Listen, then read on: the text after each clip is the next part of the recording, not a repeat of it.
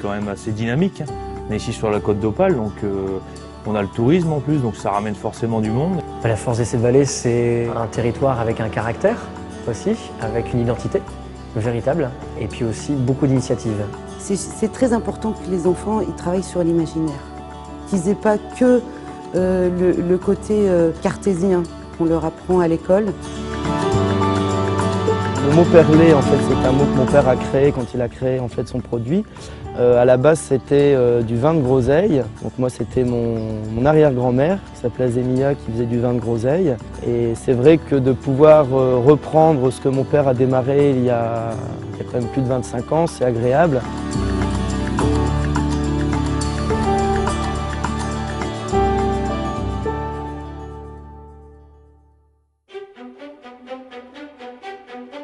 Déjà, on est très peu à faire ce métier. C'est des produits qui sont spécifiques à l'industrie du verre et du cristal. Et donc le savoir-faire, c'est qu'il n'y a pas d'école pour apprendre, on est obligé d'apprendre sur le tas. Il faut à peu près 5 ans pour pouvoir faire un creuset tel que vous voyez là, entièrement. Ça m'a emmené à travailler un peu à l'international pour la simple et bonne raison, c'est qu'il y a un marché important à prendre et que sur le sol américain, il n'y a aucun fabricant de creuset. C'est intéressant pour moi au niveau volume, intéressant aussi au niveau technique puisque c'est des creusets qui n'ont plus rien à voir avec ceux-là, qui sont beaucoup plus gros, ils font 2 fois cela.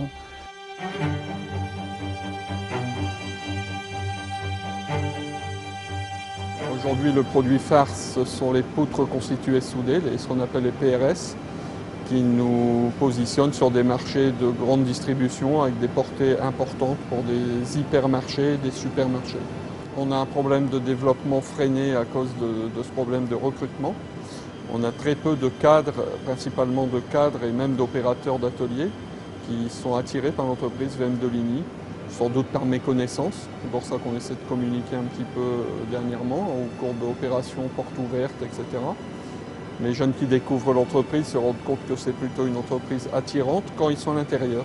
Mais pour les faire rentrer, c'est difficile. C'est au moins 10% de plus que le SMIC pour les salaires, donc c'est un petit peu le paradoxe, tout à fait. Poitrine, vous frottez très fort.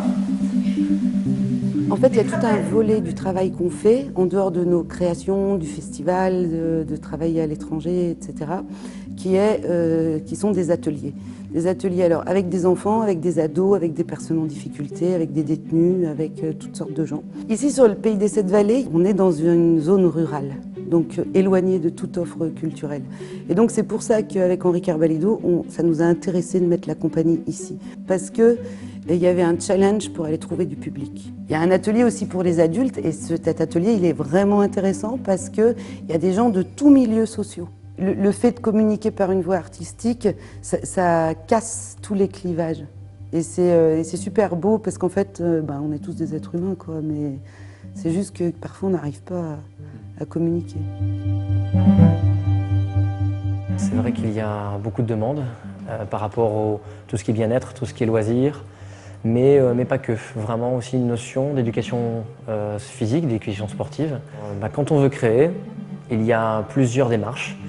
La première démarche, c'est de se renseigner sur un peu les infrastructures qui sont déjà en place. Notamment, j'ai fait appel à la CVDI, donc 7 Vallées Développement Initiative, qui m'a permis de m'orienter vers une BGE pour avoir un dossier à présenter au niveau d'un prêt d'honneur. Et un prêt d'honneur que j'ai obtenu pour notamment cette création en fait. Je pense que pour être créateur d'une entreprise, il faut déjà avoir mûri son projet, c'est-à-dire savoir ce que vous voulez faire, comment vous voulez le faire, où vous voulez vous implanter et pourquoi. C'est un petit peu les questions qui nous intéressent quand on étudie des dossiers. Depuis 1994, il y a eu environ 350 créations qui représentent à peu près 2 millions d'euros de prêts. Quand je suis arrivée ici au tout début, qui étaient en dépression, qui avaient des problèmes d'alcool, des problèmes de surendettement. Et aujourd'hui, grâce aux ateliers, grâce aux séances que je leur propose, qui s'en sont sortis et qui aujourd'hui font partie de d'autres associations, qui font partie par exemple du projet de théâtre que j'ai mis en place, voilà, ça les a aidés au quotidien.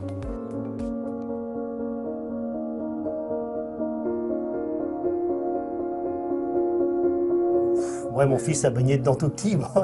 Automatiquement, il me délivre avec moi, avec le camion et tout. Donc je l'ai mis de bonne heure, il est venu travailler avec moi.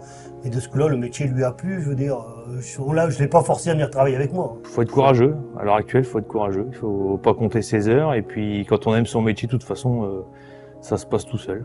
On pense à grandir. Il y a encore, à mon avis, un tout petit moulin dans le Boulonnais, à mon avis, qui va arrêter parce qu'il n'y a pas de succession non plus derrière. Donc on pense certainement reprendre le moulin et la clientèle. À l'heure actuelle, c'est un métier qui devient très rare. On n'est plus que 450 moulins ici en France. Donc il faut être passionné tout simplement.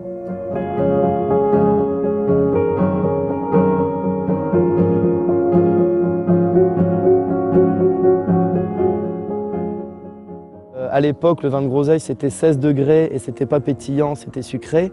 C'est vrai qu'aujourd'hui, grâce à l'expérience que mon père a acquis pendant 25 ans, il a réussi à affiner la recette et justement à trouver un équilibre où on met en valeur la légèreté de la groseille et non pas quelque chose de, on va dire, de sucré et de lourd, quoi. Donc voilà. C'est vrai que moi j'ai beaucoup voyagé pour mes études et j'ai voulu revenir ici parce que c'est une région qui me tenait à cœur. Pouvoir se dire que ça reste dans la famille aussi, c'est important, parce que c'était pas évident non plus que dans ses 3 enfants, mon père il en ait un qui veuille reprendre. Donc c'est vrai que ce soit pour nos clients, pour nos amis ou pour la famille, tout le monde est content que ça reste dans la famille et voilà. Là, l'idée c'est simple, c'est de pouvoir proposer des activités similaires, mais même plus, et puis aussi de montrer que le milieu rural, c'est pas qu'un dortoir, c'est aussi une activité économique réelle. Et puis ça continue, je veux dire, on en voit par rapport aux autres régions, on a beaucoup moins de dépôts de bilan quand même dans le coin qu'ailleurs. Enfin, moi je trouve que ici on fait quand même ce qu'il faut pour que les entreprises restent sur le terrain. Ouais.